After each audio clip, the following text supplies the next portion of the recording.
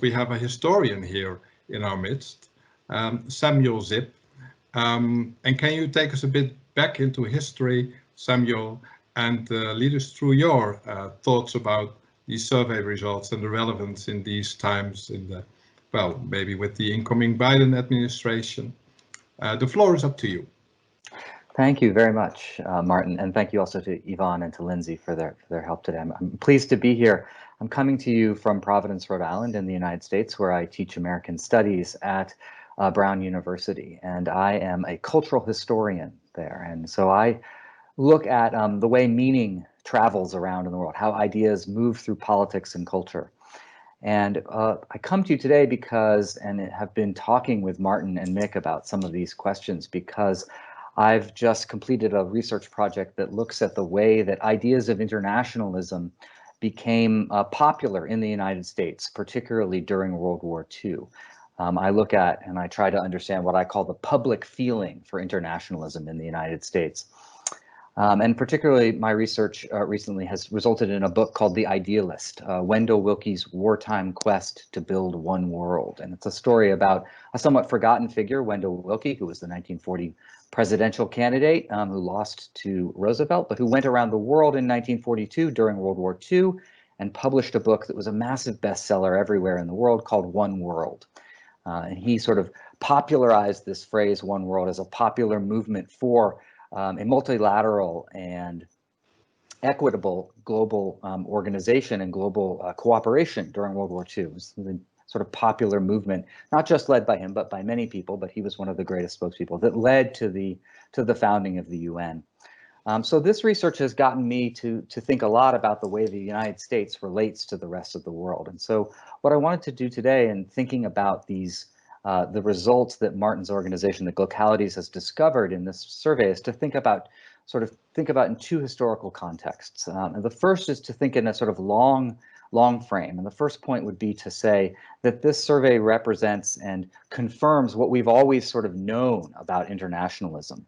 And that is that internationalism and national feeling, a sort of soft nationalism, we might call it, have always been intertwined.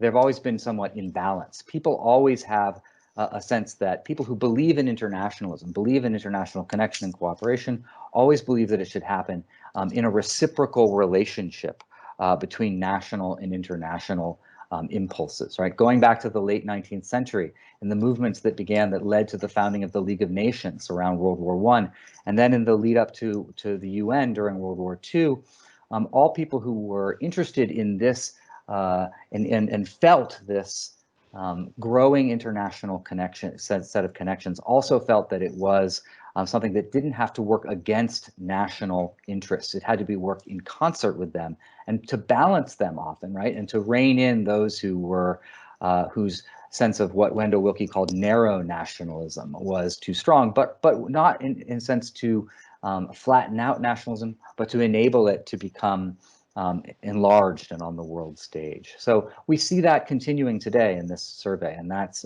heartening for those who continue to believe that we need to keep working on that, working on those possibilities that first occurred to people way back in the late 19th century and have waxed and waned across time down to us.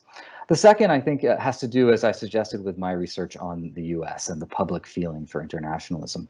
The findings in the Glocalities survey are distressing, but perhaps expected. The figure that I think best represents this for me is for the US is that only 34% of respondents in the US believe or trust in the United Nations.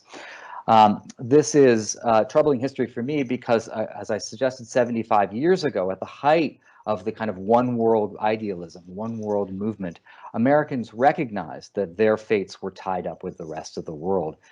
Depending on which survey you looked at in the closing years of World War II, as Wendell Willkie's ideas about one world were making their way through the American public and raising people's awareness, somewhere between 80 or 90% of Americans favored getting into a world organization, right? And this is in 1943 and 1944, and right up to the founding of the UN in 1945. And much of that was due to the war itself, of course, right? It's the sense that people felt there was a global crisis that needed answering, and that it was one that had arrived after several other global crises, of course, the Great Depression, and of course, World War I. And that Wendell Willkie and others, including Franklin Roosevelt, his rival, but who agreed with him on these points in some sense, shared the idea that global crises were that they were an accelerant of the possibility of global cooperation. Since we're now at another time of global crisis now, it is incumbent upon us to figure out ways to make Americans see that this is part of their responsibility.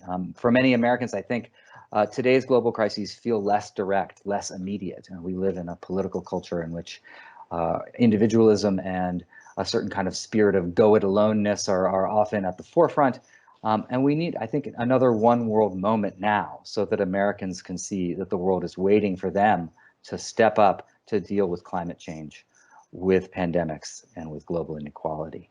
So hopefully this survey can be the beginnings of some thinking about how we can begin to tie the public feeling for the United States, for the UN around the world to some actions to take to try to increase that here in the United States. Thanks very much.